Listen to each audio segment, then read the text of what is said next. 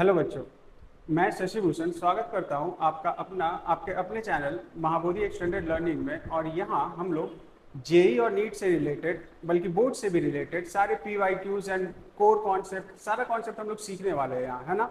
आज का हम लोग का टॉपिक क्या है? आज का हम लोग का टॉपिक है Coulomb's law and superposition principle. तो बिना कोई देरी किए चलो हम लोग आगे बढ़ते हैं और अपना टॉपिक स्टार्ट करते हैं।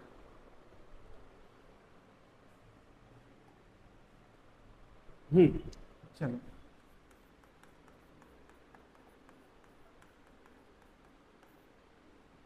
आज का टॉपिक हम लोग का क्या है? Coulomb's law.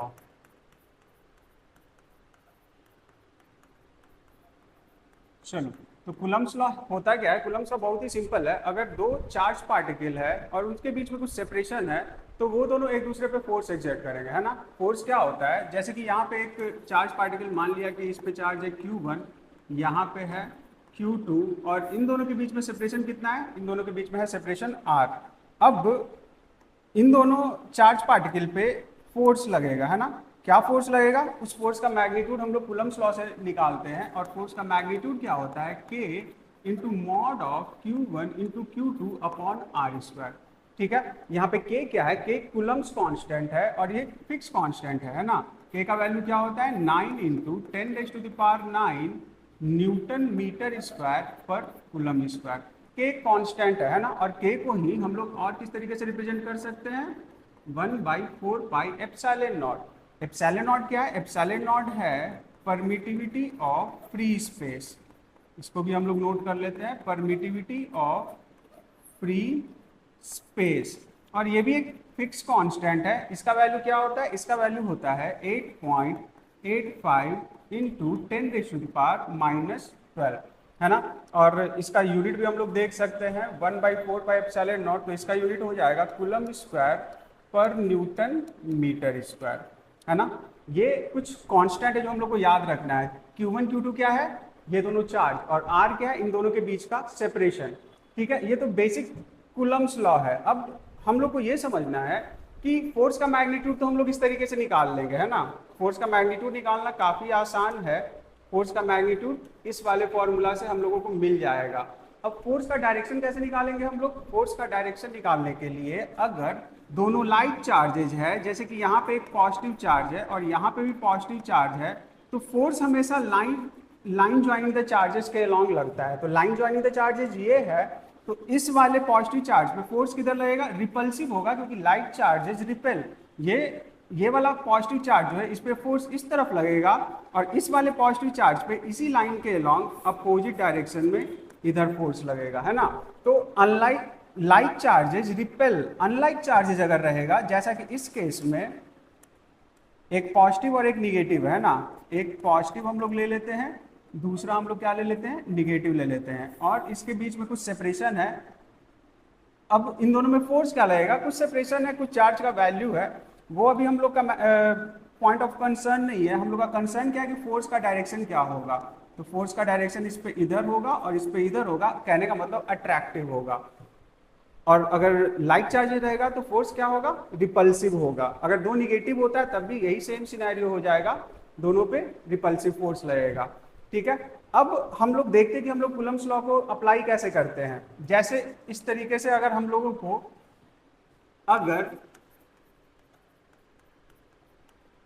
हम लोग को बोल दिया गया कि यहाँ पे एक +10 माइक्रोकूलम चार्ज रख दिया गया है, और इससे 1 मीटर की दूरी पे यहाँ पे एक -10 माइक्रोकूलम चार्ज रख दिया गया है। अब हम लोग को बोला जा रहा है कि फाइंड फोर्स ऑन, इसको ए पॉइंट बोल देते, या पार्टिकल ए बोल देते, इसको पार्टिकल बी बोल देते। तो अगर हम लोग से बोला जा रहा है फोर्स ऑन चार्ज ए, तो फोर्स एक वेक्टर क्वांटिटी है। तो वेक्टर क्वांटिटी है, इसका मतलब क्या कि उसका कुछ मैग्नीट्यूड होगा, उसका कुछ डायरेक्शन होगा, है ना। तो फोर्स का मैग्नीट्यूड कैसे निकलेगा? के Q1 Q2 upon r square से।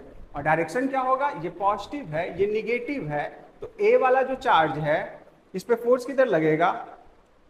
इस पे फोर्स अट्रैक्टिव यानी कि इस डायरेक्शन में हो जाएगा, और उस फोर्स का मैग्नीट्यूड हम लोग निकाल सकते हैं ना। ये फोर्स ऑन ए है के Q1 Q2 upon r square, यानी कि 9 इंटू 10⁹ Q1 यानी कि 10 माइक्रो, Q2 यानी कि ये भी 10 माइक्रो अपॉन 1 स्क्वायर। ठीक है, तो ये कैलकुलेट करके हम लोग को कुछ एक नंबर आएगा, इतना न्यूटन फोर्स इतना न्यूटन फोर्स जो है इस वाले चार्ज पे लग रहा है और ये अट्रैक्टिव फोर्स है। अगर हम लोगों से पूछा जा रहा है, इसका मैग्नीट्यूड हम लोग निकाल लेते हैं, तो 10⁻⁻6, 10⁻⁻6, 10⁻⁻12 और +9 यानी कि -3।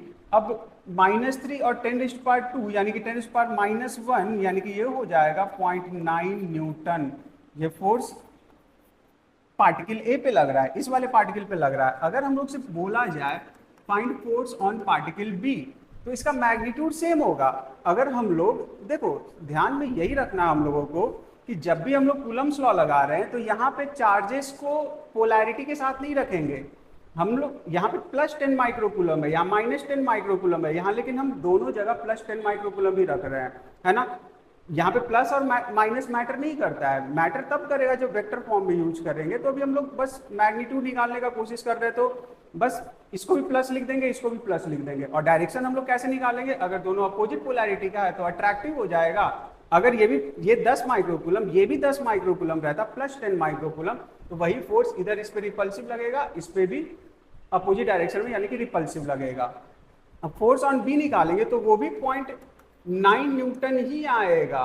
अब बी पे जो फोर्स लगेगा उसका डायरेक्शन बस ये इधर हो जाएगा, उतना ही मैग्नीट्यूड का फोर्स लगेगा, लेकिन इस पे इस डायरेक्शन में लग रहा है ए वाले पॉइंट चार्ज पे, और बी वाले पॉइंट चार्ज पे उतना ही मैग्नीट्यूड का फोर्स इस तरफ लग रहा है। तो अब हम लोग को ध्यान में ये रखना है कि जिस किसी भी पार्टिकल पे फोर्स पूछा जाएगा हम लोग को बस वही कंसिडर करना है। जैसे अगर हम लोग को फोर्स ऑन पार्टिकल ए पूछा जाए तो 0.9 न्यूटन टूवर्ड्स राइट, या ऐसे एरो बना दे, या फिर हम लोग ऐसे भी लिख सकते हैं टूवर्ड्स राइट। और इसका अगर हम लोग देखेंगे तो 0.9 न्यूटन और इस पे फोर्स टूवर्ड्स लेफ्ट लग रहा है, तो इसको या तो ऐसे एरो बना दे या फिर लिख दे टूवर्ड्स लेफ्ट। ठीक है, ये तो हो गया हम लोग का कूलम्स लॉ। तो इस तरीके से अगर कोई भी दो चार्ज पार्टिकल है उसके बीच में कुछ सेपरेशन है तो हम लोग फोर्स बहुत आसानी से निकाल सकते हैं कूलम्स लॉ से। ठीक है, नेक्स्ट हम लोग का एक और टॉपिक आता है Coulomb's law in vector form. तो देखो, जब हम लोग बस फोर्स का मैग्नीट्यूड निकालते हैं तब फोर्स को पोलैरिटी के साथ रखना जरूरी नहीं है। यहाँ पे +10 माइक्रोकूलम, इसको भी 10 ही रखे हैं हम, -10 नहीं रखे हैं, है ना। तो बस मैग्नीट्यूड मिल गया हम लोगों को फोर्स का। लेकिन अगर मान लिया कि वेक्टर फॉर्म में हम लोग को दिया हुआ है, कुछ पोजीशन दिया हुआ है दो चार्ज पार्टिकल का, और फिर वेक्टर फॉर्म में दिया हुआ है उसका कुछ कोऑर्डिनेट होगा आई कैप, जे कैप और के कैप के टर्म्स में, तब हम लोग कैसे निकालेंगे अब हम लोग ये सीखते हैं। ठीक है, चलो नेक्स्ट हम लोग देखते हैं Coulomb's law in vector form.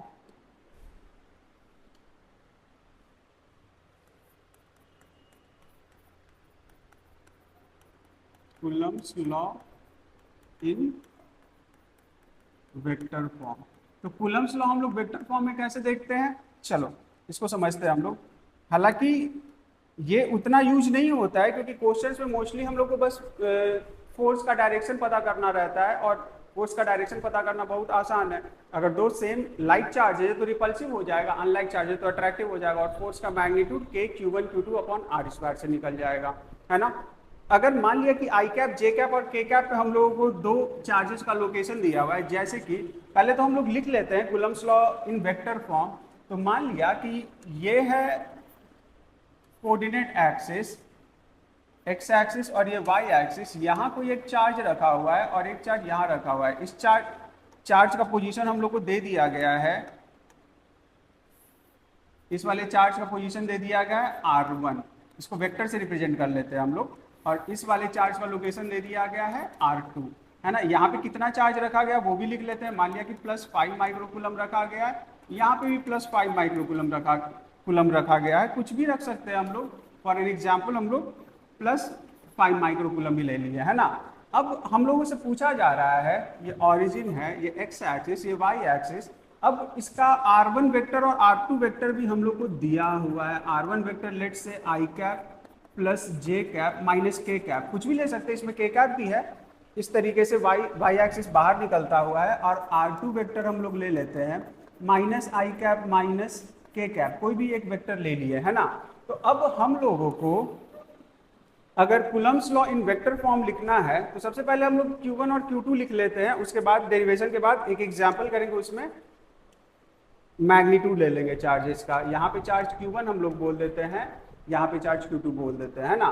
तो अब हम लोग लिखते हैं force on charge 1 due to 2, और इसको वेक्टर फॉर्म में इस तरीके से लिखना है ना। तो ये क्या हो जाएगा, K into Q1 into Q2 upon R12 का होल स्क्वायर। और एक चीज इसमें और क्या लगाना है, position vector of 1 with respect to 2, इसका यूनिट वेक्टर ले लेना हम लोगों को। ठीक है, बात समझ में आ रहा है सबको। ये एग्जाम्पल हम मतलब ये फॉर्मूला हम लोग को याद होना चाहिए। अगर हम लोग फोर्स ऑन 1/2 निकाल रहे हैं तो यानी कि इस पे लेट्स से कि रिपल्सिव फोर्स है, दोनों सेम पोलैरिटी का चार्ज है, तो इस पे जो फोर्स लगेगा ये वाला फोर्स होगा फोर्स ऑन 1/2, ये वाला वेक्टर। ठीक है, अब हम लोग ये अगर देखें फोर्स ऑन 2/1, तो ये क्या हो जाएगा, ये हो जाएगा K into Q1 into Q2 upon R21 का होल स्क्वायर, और यहाँ पे R21 unit vector.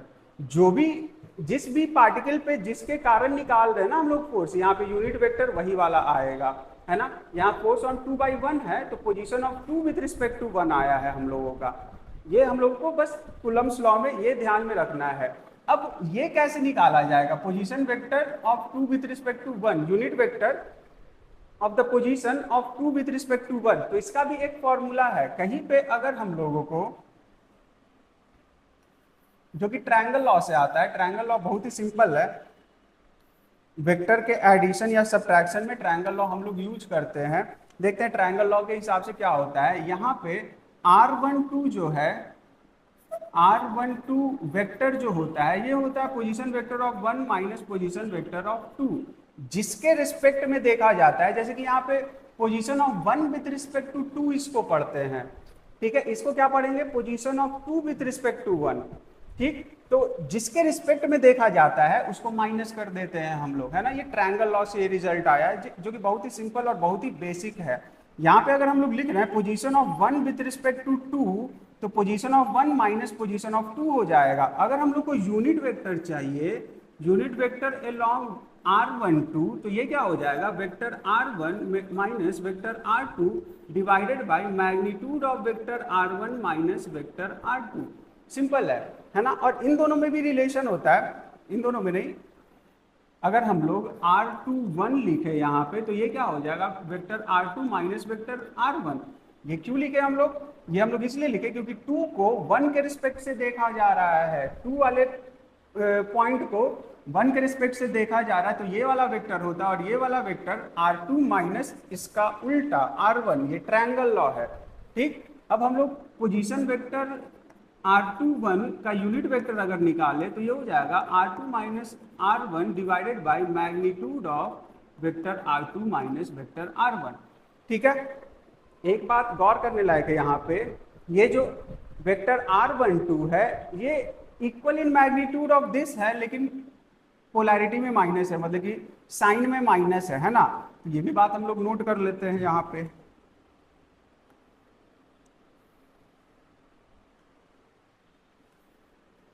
Vector R12 equals to minus times vector R21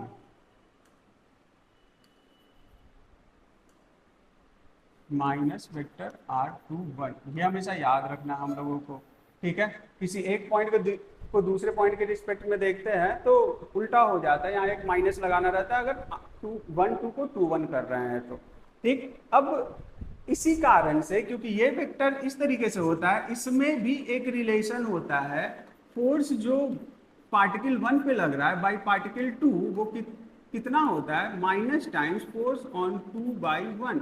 यही वेक्टर फॉर्म है, यही वेक्टर फॉर्म बस हम लोग को याद रखना है, ठीक है। तो ये सारा चीज अगर हम लोग को याद है तो कोई भी एग्जाम्पल बनाना बहुत ही आसान है। जैसे इतना बेसिक्स जानने के बाद हम लोग ट्राई करते हैं इस वाले एग्जाम्पल को, है ना। चलो देखते हैं हम लोग इसी एग्जाम्पल को हम लोग नेक्स्ट आगे वाले पेज पे कर लेते हैं ताकि हम लोग को सुविधा हो। जैसे कि मान लिया हम लोगों को इस तरीके से 2 पॉइंट चार्ज दे दिया गया है, इनका पोजीशन वेक्टर दे दिया गया हम लोगों को। ये है R1 वेक्टर, ये है R2 vector.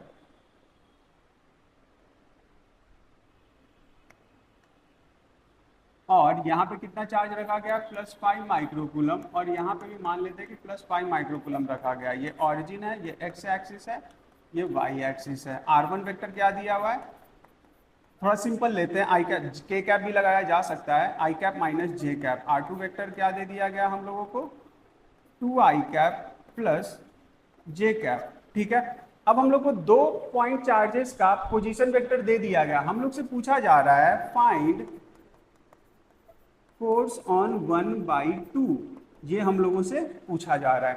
Force on charge particle 1, ये वाला चार्ज पे 2 कितना फोर्स लगा रहा है, ये हम लोग को निकालना है। तो हम लोग क्या करेंगे, अपना कूलम्स लॉ वेक्टर फॉर्म में जो सीखे हैं वो हम लोग रिकॉल करेंगे। तो ये क्या लिखा हुआ है, फोर्स ऑन 1/2, तो ये क्या हो जाएगा, k into Q1 into Q2 upon R12 vector R12 का होल स्क्वायर, और यहाँ पे लिख देंगे यूनिट वेक्टर R12। ठीक है, चलो अब हम लोग को एक बात ये ध्यान में रखना है कि जब हम लोग कूलम्स लॉ का स्ट्रेट एप्लीकेशन कर रहे थे, सिर्फ मैग्नीट्यूड निकाल रहे थे, तब तो हम लोग चार्ज को पोलैरिटी के साथ नहीं रखे थे, प्लस या माइनस के साथ नहीं रखे थे, जो भी चार्ज था सबको प्लस के साथ ही रखे थे। लेकिन अब जब हम लोग वेक्टर फॉर्म में Coulomb's law in vector form use कर रहे हैं, तब हम लोग को चार्जेस पोलैरिटी के साथ रखना है। अगर ये पॉजिटिव है, ये पॉजिटिव है, तो पॉजिटिव पॉजिटिव ही रहेगा। कोई निगेटिव रहता तो वो निगेटिव भी लिखा जाता वहां पे। वेक्टर फॉर्म में अगर हम लोग कूलम्स लॉ को यूज करेंगे तो पोलैरिटी का ध्यान में रखना है हम लोगों को, है ना। तो चलो हम लोग इसको निकालते हैं। पहले हम लोग को ये चीज निकालना रहेगा, हम लोग r12 वेक्टर निकाल लेते हैं पहले। तो r12 वेक्टर होता है क्या है, r1 vector minus r2 vector. r12 का मतलब क्या, position of 1 with respect to 2, तो जिसके रिस्पेक्ट में देखते हैं उसको माइनस कर देते हैं, है ना। 1 को देख रहे हैं 2 के रिस्पेक्ट में, तो position of 1 minus position of 2। तो यहाँ पे r1 वेक्टर क्या दिया हुआ है, ये दोनों वेक्टर हम लोग को दिया हुआ है, तो ये हम लोग लिख देंगे i cap minus J cap minus r2 vector क्या दिया हुआ है, 2i कैप प्लस जे कैप, यही दिया हुआ हम लोग को। तो ये क्या हो जाएगा, i cap minus J cap minus 2i cap minus J cap. तो ये दोनों मिलके क्या हो गया, माइनस i कैप, ये दोनों मिलके माइनस 2j कैप। यही हो गया हम लोग का position vector of 1 with respect to 2। चलो ठीक है, अब position of 1 with respect to 2 पता चल गया, तो यूनिट वेक्टर हम लोग को निकालना है ना। तो यूनिट वेक्टर क्या हो जाता है, इसी वेक्टर को इसके मैग्नीट्यूड से डिवाइड कर देते हैं। तो इसका मैग्नीट्यूड कितना है, अंडर रूट ऑफ, साइड में हम लिख लेते हैं, r12 वेक्टर का मैग्नीट्यूड हो जाएगा अंडर रूट ऑफ, i में क्या लगा हुआ है -1, तो -1 का स्क्वायर प्लस j में क्या लगा हुआ है -2, यानी कि -2 का स्क्वायर, यानी कि ये हो जाएगा अंडर रूट ऑफ 1 + 4, यानी कि ये हो गया √5। ये हो गया √5। तो यही मैग्नीट्यूड हम लोग √5 से डिवाइड कर देंगे। ठीक है, अब हम लोग इस वेक्टर फॉर्म का यूज करते हैं। ठीक है, चलो